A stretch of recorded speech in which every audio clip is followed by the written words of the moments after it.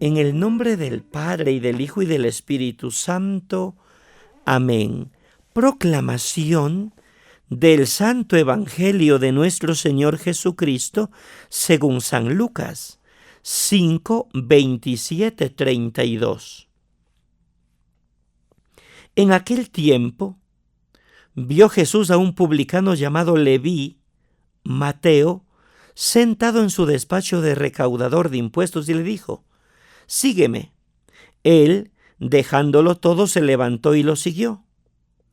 Leví ofreció en su casa un gran banquete en honor de Jesús, y estaban a la mesa con ellos un gran número de publicanos y otras personas. Los fariseos y los escribas criticaban por eso a los discípulos, diciéndoles: «¿Por qué comen y beben con publicanos y pecadores?». Jesús les respondió: «No son los sanos los que necesitan al médico, sino los enfermos. No he venido a llamar a los justos, sino a los pecadores para que se conviertan». Palabra del Señor. Gloria a ti, Señor Jesús. Saludos fraternos en este sábado después de ceniza. Nuestro espacio Palabra, Espíritu y Vida ofrece las reflexiones del Evangelio del día. El Evangelio de hoy trae de modo abreviado y concentrado la atención y en la cena principal en la que es llamado a la conversión Leví o Mateo. La conversión supone para nosotros un llamado para entrar auténticamente al ámbito de la Cuaresma. Veamos unos puntos de reflexión. Primero, Jesús llama a un pecador para ser discípulo. Jesús llama a Leví, un publicano. Este inmediatamente lo deja todo para seguir a Jesús y empieza a ser parte del grupo de los 12. Enseguida, Lucas dice que Leví preparó un gran banquete en su casa. En Marcos parecía que el banquete era en otra casa. Lo que importa es la insistencia en la comunión de la mesa con Jesús que tiene con los pecadores, lo cual jurídicamente estaba prohibido. Segundo, Jesús vino no para los justos, sino para los pecadores. El gesto de Jesús provocó la ira de las autoridades religiosas. Estaba prohibido comer con publicanos y pecadores. ¿Por qué sentarse a la mesa con ellos? Era como tratarles como si fueran hermanos. Con su gesto, Jesús acoge a los excluidos como hermanos de la misma familia. En vez de hablar directamente con Jesús, los escribas y fariseos se dirigen a los discípulos. ¿Qué? ¿Él come con publicanos y pecadores? Pero responde Jesús: no necesitan médico los sanos, sino los enfermos. No he venido a llamar a los justos, sino a los pecadores. Es la conciencia de su misión que ayuda a encontrar la respuesta y a indicar el rumbo para el anuncio de la buena nueva de Dios. Él vino para reunir a la gente dispersa, para reintegrar a los que habían sido excluidos, para revelar que Dios no es un juez severo que condena ni que tampoco expulsa, sino que es un padre que acoge y abraza con corazón de madre. Tercero, el arrepentimiento para la salvación. El Nuevo Testamento usa varios términos para referirse a salvación.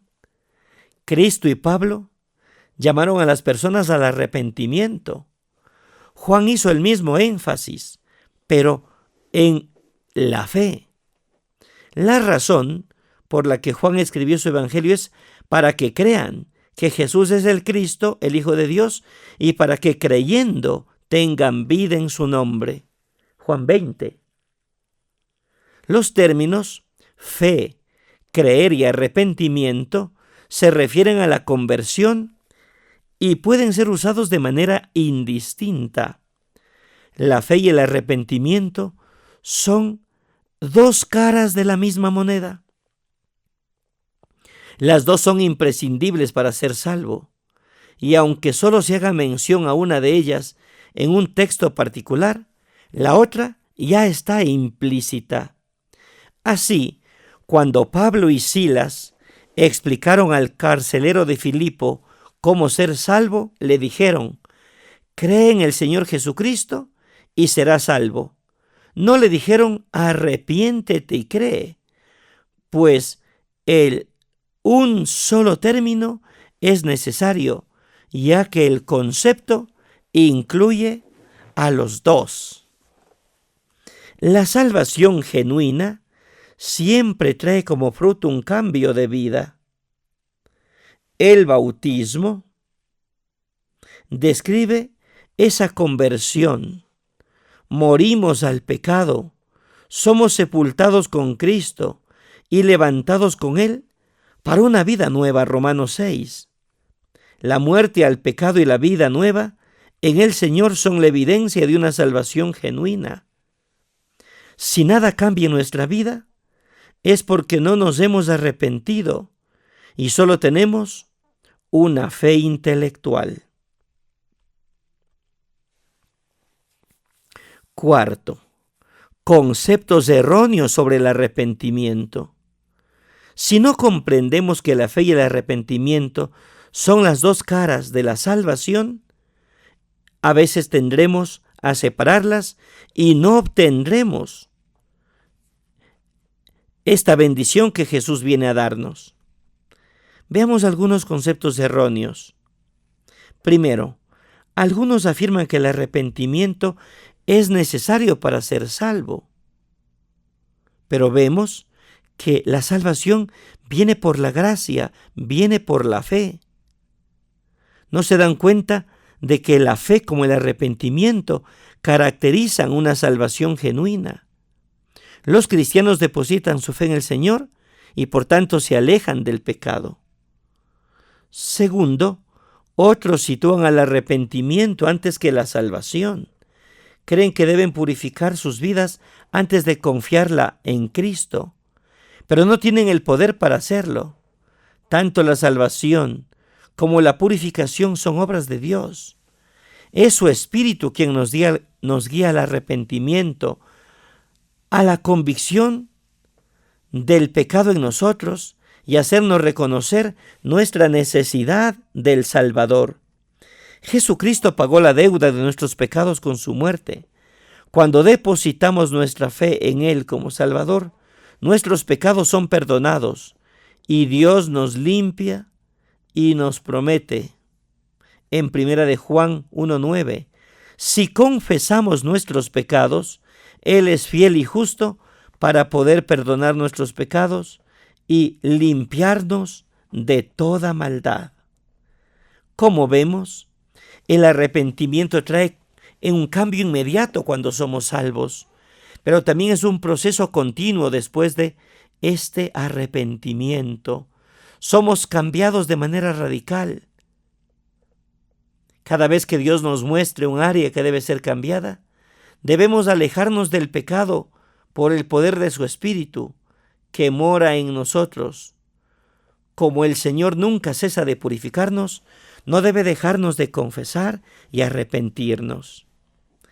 Quinto, confesión y arrepentimiento. La confesión no solo consiste en enumerar nuestras desobediencias ante Dios, nuestros pecados, y agradecerle por su perdón y continuar con la vida. La confesión consiste en estar de acuerdo con Dios respecto a nuestro pecado y lo que debemos hacer en relación con Él. Por eso es el propósito de enmienda y cumplir la penitencia. Es ver nuestros pecados desde la perspectiva de Dios. La confesión incluye arrepentimiento. No se trata de confesarnos a la ligera, sino con un arrepentimiento que produzca victoria sobre el pecado por medio del poder del Espíritu Santo. Que Dios en su amor providente nos ayude a mantenernos ya en estas prácticas profundas de la Cuaresma, así sea. En el nombre del Padre, y del Hijo, y del Espíritu Santo. Amén. Abundantes bendiciones. Un santo día.